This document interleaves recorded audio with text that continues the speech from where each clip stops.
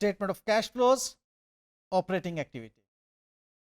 As we were discussing, this operating activity is all about the operations of the entity.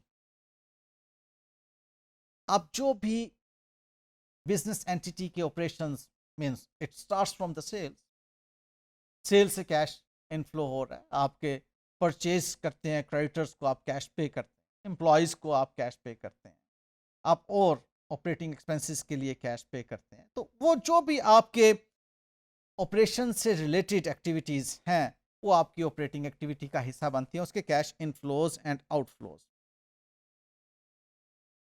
ये भी कहा जाता है कि कोई भी ऐसी एक्टिविटी जो कि इन्वेस्टिंग या फाइनेंसिंग एक्टिविटी में नहीं आती वो ऑपरेटिंग एक्टिविटी में आ जाती है, ऐसा भी आप कह सकते हैं।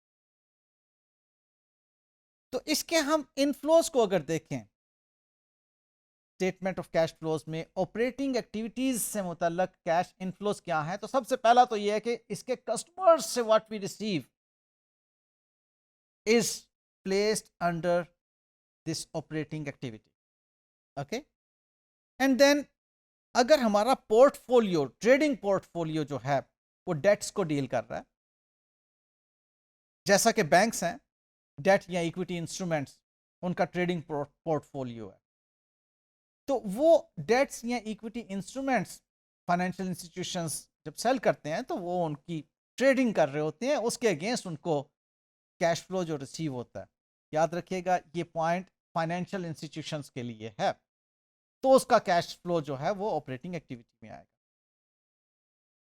देन रिटर्न ऑन लोन्स, आपको यहां पर जो इनफ्लो हो रहा है, अगेन जो आपने किसी को लोन दिया हुआ है उस लोन पर आप जो इंटरेस्ट लेते हैं दैट इज योर इनफ्लो, वो आपका ऑपरेटिंग एक्टिविटी में आएगा। और इसी तरह से रिटर्न ऑन इक्विटी सिक्योरिटीज जो आप डिविडेंड रिसीव करते हैं।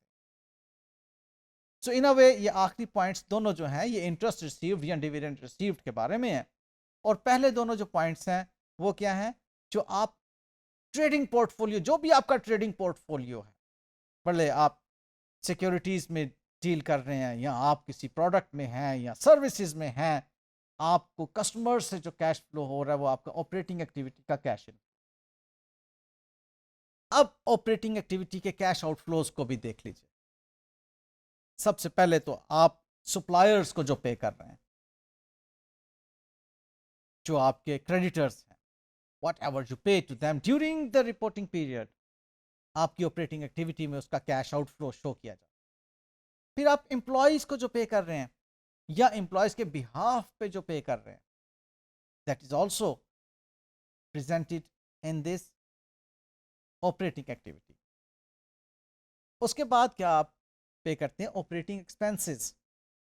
जो ऑपरेटिंग एक्सपेंसेस, अब देखिएगा अपनी नज़र पूरे प्रॉफिट एंड लॉस पे रखिए।